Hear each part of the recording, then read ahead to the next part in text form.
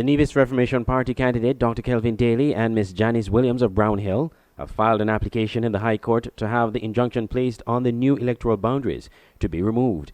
That injunction was placed on the new electoral boundaries by the Privy Council in the boundaries case in 2015. We filed an application to the court to have the injunction that was put on by the Privy Council back in 2015. Our application is simply to have that injunction lifted so that we can contest the elections that are due on June 5th on the 2015 boundaries.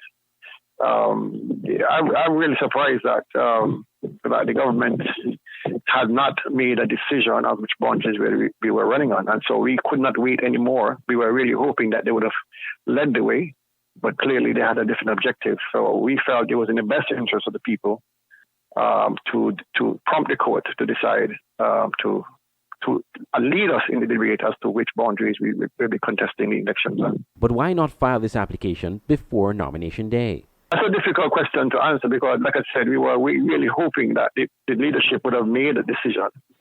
And these matters are not easily handled. A lot of persons in the Federation are reluctant to take matters like this. We had to search high and low for somebody who was willing to take on the matter.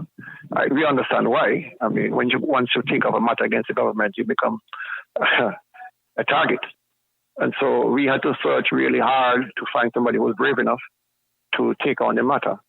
So it took us a while. The preparation took a while.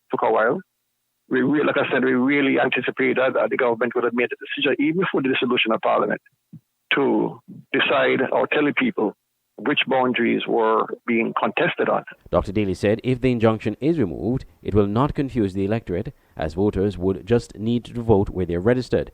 How the votes would be counted would differ. He said only Mark Brandley have so far been served by the court, as there was difficulty serving the other applicants on St. Kitts, who were party to the boundaries case from 2015. But from what I'm hearing from our people, that they have had a difficulty trying to serve the notice to the Honorable Prime Minister and the Deputy Prime Minister. They have been physically prevented from delivering those notices. So we have served on 3 of the 5. The other 2 have really made it difficult. The original applicants to the 2015 boundaries case were Mark Brandley, Timothy Harris, Sam Conda, and Sean Richard. Efforts to reach Mr. Brandley for a comment were unsuccessful.